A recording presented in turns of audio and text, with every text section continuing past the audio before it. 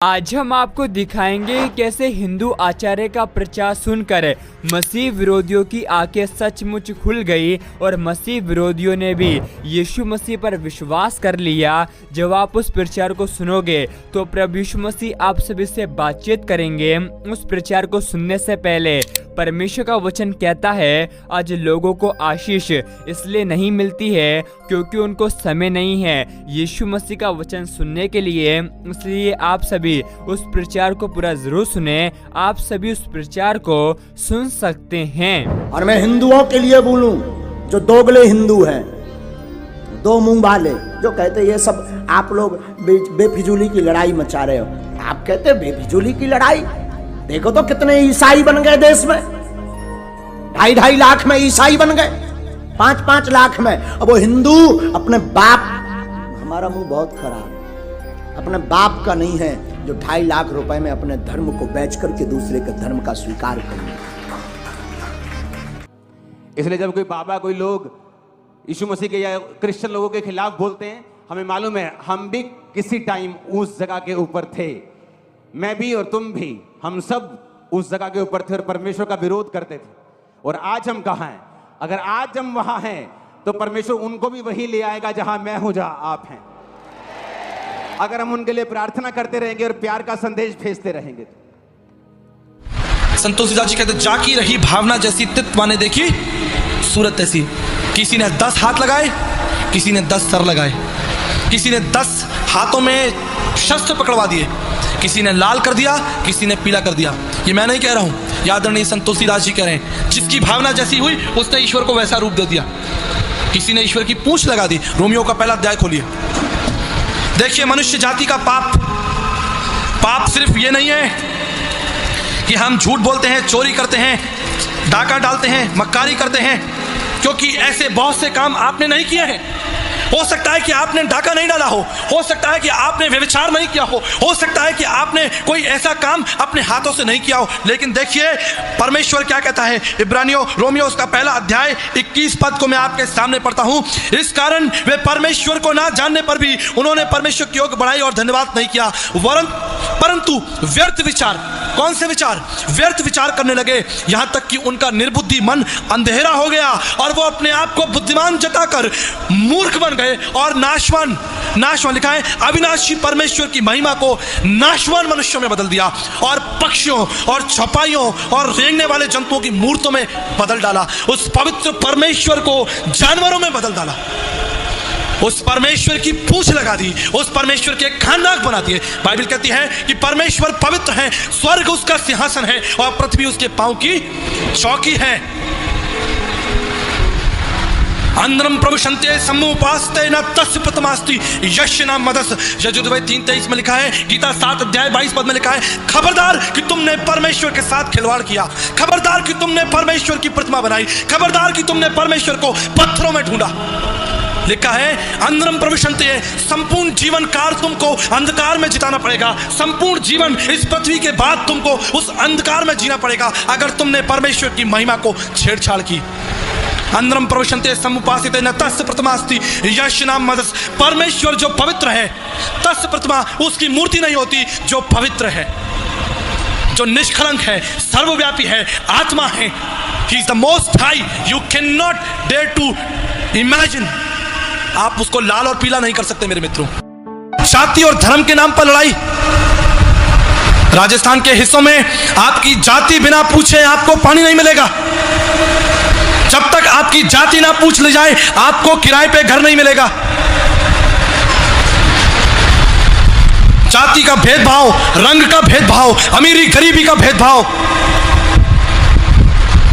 क्यों? कहां है वो 33 करोड़? क्या वो मनुष्य के हृदय से बात नहीं करते? क्या 30 त्योहारों को मना लेने के बाद लोगों के हृदय में परिवर्तन शुरू हो जाता है? त्योहार आता है, दीपक जलाए जाते हैं, त्योहार आता है, रंग जलाए जाते हैं, रंग लगाए जाते हैं, कुछ भी फायदा नहीं होता। अखबार की खबरें वहीं की बनी रहती हैं। पिता ने पुत्र को मारा, पुत्र ने पिता को मारा, भाई ने भाई को मारा। आज संसार के, भारत के कोर्ट केस को देख लीजिए, लाखों करोड़ों कोर्ट केस चल रहे हैं। लाखों करोड़ों वकील, जज उसका फैसला कर रहे हैं। कहां हैं सारे भगवान, कहां हैं सारे देवता? इसलिए परमेश्वर का वचन कहता है जब तुम सत्य को जानोगे तो सत्य तुमको स्वतंत्र करेगा। और यीशु ने कहा सत्य मैं हूं। ये पृथ्वी, ये भारत ही परमेश्वर स्वर्ग के रूप में देखता था, लेकिन आज हम चारों ओर क्या देखते हैं बहन भाई, क्या देखते हैं चारों ओर? हाहाकार, हाहाकार। जब आप अपने घर से निकले हैं आज की शाम, ताला लगा कर आए हैं। कितने लोग ताला लगा कर आए? क्यों? हाथी घुस के चोरी कर लेगा, कुत्ते और जानवर घुस के आपके घर से पैसे और जेवर चुरा के भाग जाएंगे। किसके लिए ताला लगा कर आए? मनुष्य के लिए। किससे डरे आपको? क्यों क्यों डरे मनुष्य से? क्योंकि मनुष्य ने उद्धार नहीं पाया है, इसलिए वो एक खतरनाक जानवर है, खतरनाक जानवर। आज मैं आपको बताना चाहता हूं, सूर्य अपना कार्य कर रहा है, चंद्रमा अपना कार्य कर रहा है, पेड़ पौधे अपना कार्य कर रहे हैं, मौसम अपने समय पर आ जाता है, चला जाता है, लेकिन एक ही जना कार्य नहीं कर रहा है, वो है मनुष्य। जिस पर्पस के लिए, जिस उद्देश्य के लिए परमेश्वर ने मनुष्य को बनाया था, क्या वो उद्देश्य आज आप देख रहे हैं चारों ओर? कहां है ईश्वर? कौन इसका समाधान देगा? ये चमत्कारी बाबा, ये झूठी राशि रतन, ये झूठे तरीके? मैं आपके लिए एक पद निकालना चाहता हूं, खोलिए मत्ती की इंजील, उसका दूसरा अध्याय। दूसरे अध्याय के ऊपर क्या लिखा है? किसका आगमन? ध्यान दीजिएगा, ज्योतिषियों का आगमन। आज भारत देश के कोने कोने में ज्योतिषी बैठे हैं, हालेलुया। पिछले दिनों छत्तीसगढ़ में प्रभु के वचन को बांटा था, और एक ज्योतिषी सभा के समाप्त होने के बाद मेरे पास आए। उन्होंने अपना परिचय मुझे दिया कि मैं इस स्थान के मुख्य ज्योतिषों में से एक ज्योतिषी हूँ। आपको शहर के कई हिस्सों में मेरे बड़े बड़े बोर्ड मिलेंगे। यहाँ के बड़े बड़े व्यापारी मेरे पास ज्योतिषी विद्या के लिए आते हैं। लेकिन कल रात आप पवित्र बाइबल में से परमेश्वर के विषय में बता रहे थे, वेदों और शास्त्रों में से बता रहे थे।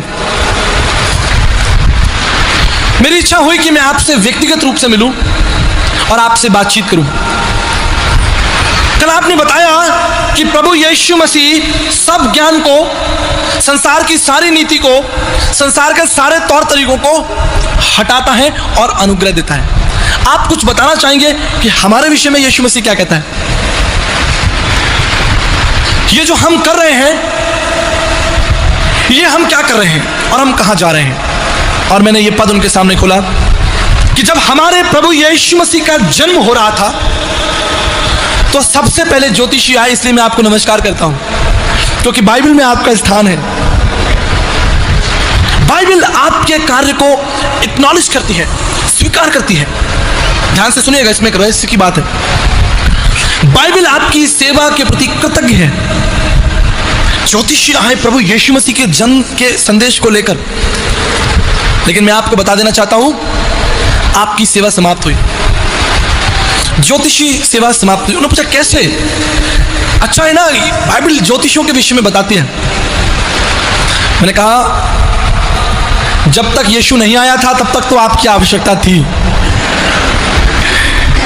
लेकिन जो ही वो आ गया आपकी सेवा समाप्त हुई। हालेलुया। सारी सेवाएं समाप्त, संसार का सारा ज्ञान समाप्त। मैं इसके विरोध में कुछ नहीं कहूंगा।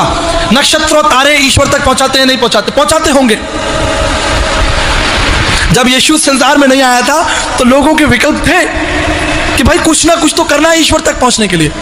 लेकिन अब यीशु आ गया है और अब वो बोलता है।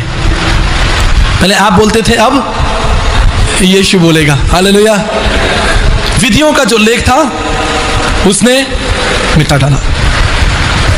हाथ देखने वाले, नक्षत्र देखने वाले, तारागण देखने वाले, तीर्थों पर घुमाने वाले। आपको पता है सुलेमान ने मंदिर बनवाया, कहां बनवाया? पहाड़ पर बनवाया। कहां बनवाया? कौन से पहाड़ पर? हालेलुया, मोरिया पहाड़ पर। आज भारत में मंदिर कहां पाए जाते हैं? ये दर्शन कहां से आया? पहाड़ों पर मंदिर बनाने का दर्शन कहां से आ रहा है? बाइबल से आता है। आप सभी इस वीडियो को भी छोड़ के ना जाए, आप सभी इस वीडियो को पूरा जरूर देखें। जैसा कि आपने वीडियो में देखा कैसे हिंदू आचार्य के प्रचार ने ईसाई विरोधियों की आंखों को सचमुच खोल दिया। आप सभी को हम बताना चाहते हैं, प्रभु यीशु मसीह का वचन कहता है अंत के समय में ऐसा होगा कि हर एक घुटना प्रभु यीशु मसीह के सामने झुकेगा और हर एक जीभ अंगीकार करेगी कि हमारा यीशु मसीह प्रभु है।